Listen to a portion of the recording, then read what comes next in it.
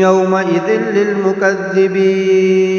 هذا يوم لا ينطقون ولا يؤذن لهم فيعتذرون ويل يومئذ للمكذبين هذا يوم الفصل جمعناكم والأولين وإن كان لكم كيد فكيدون ويل يومئذ للمكذبين إن المتقين في ظلال وعيون وفواكه مما يشتهون كلوا واشربوا هنيئا بما كنتم تعملون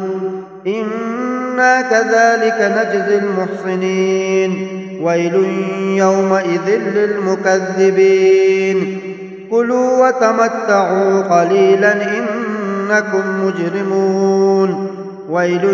يومئذ للمكذبين وإذا قيل لهم اركعوا لا يركعون ويل يومئذ للمكذبين فبأي حديث بعده يؤمنون